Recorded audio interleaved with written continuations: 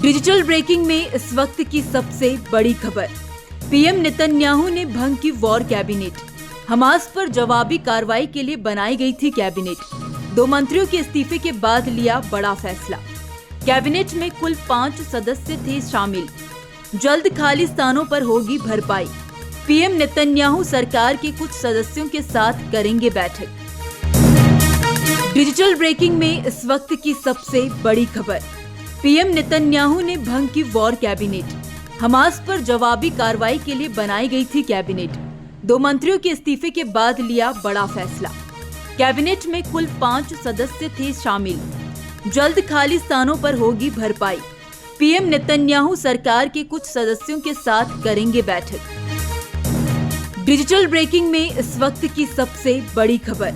PM Netanyahu ने भंग की वॉर कैबिनेट। हमास पर जवाबी कार्रवाई के लिए बनाई गई थी कैबिनेट। 2 मंत्रियों के इस्तीफे के बाद लिया बड़ा फैसला।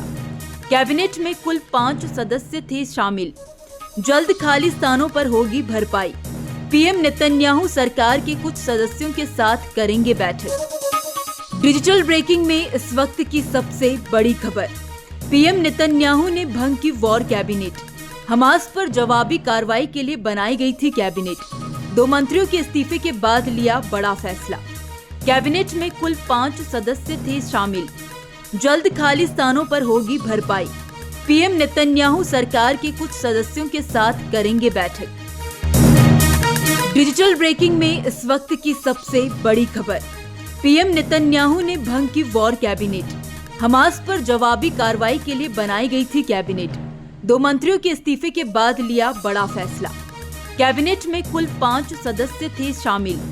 जल्द खाली स्थानों पर होगी भरपाई। पीएम नेतन्याहू सरकार के कुछ सदस्यों के साथ करेंगे बैठक। डिजिटल ब्रेकिंग में इस वक्त की सबसे बड़ी खबर। पीएम नेतन्याहू ने भंग की वॉर कैबिनेट। हमास पर जवाबी कार्रवाई के लिए बनाई गई थी कैबिनेट। 2 मंत्रियों के इस्तीफे के बाद लिया बड़ा फैसला। कैबिनेट में कुल 5 सदस्य थे शामिल। जल्द खाली स्थानों पर होगी भरपाई। पीएम नेतन्याहू सरकार के कुछ सदस्यों के साथ करेंगे बैठक।